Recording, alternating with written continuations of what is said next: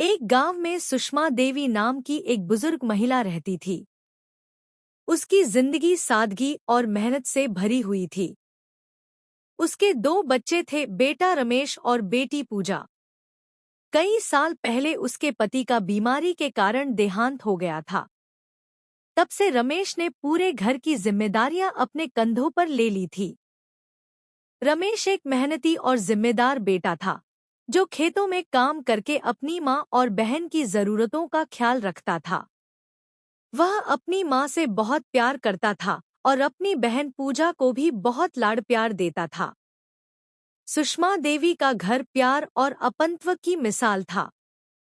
पूजा बचपन से ही पढ़ाई में होशियार थी, इसलिए सुषमा देवी ने उसे शहर भेज दिया ताकि वह अच्छी शिक्षा हासिल कर सके।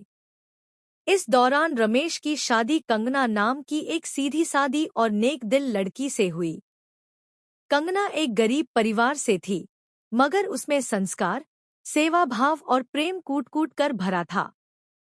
उसने घर की जिम्मेदारी बखूबी संभाल ली और अपनी सास की सेवा में कोई कसर नहीं छोड़ी। जब पूजा अपनी पढ़ाई पूरी करके गांव लौटी, तो शुरू में वह अपनी भाभी कंगना से बहुत अच्छे से मिली।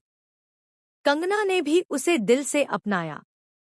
लेकिन कुछ ही दिनों में पूजा को महसूस हुआ कि माँ और भाई दोनों अब कंगना की तारीफ करते हैं, हर बात में उसका जिक्र होता है। यह देखकर पूजा के दिल में जलन होने लगी। उसे लगने लगा कि कंगना ने उसकी जगह ले ली है। धीरे धीरे पूजा ने कंगना से रूखा व्यवहार करना शुरू कर दिया। वह उसके खाने में कमी निकालती, उसके कपड़ों का मजाक उड़ाती और उसे नौकरानी जैसा समझती।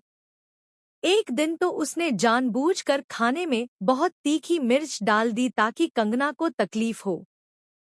लेकिन कंगना ने चुपचाप खाना खा लिया और एक शब्द भी नहीं कहा।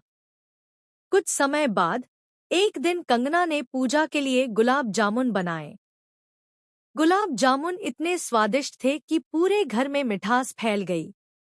जब पूजा ने एक गुलाब जामुन चखा, तो उसकी आंखों में आंसू आ गए।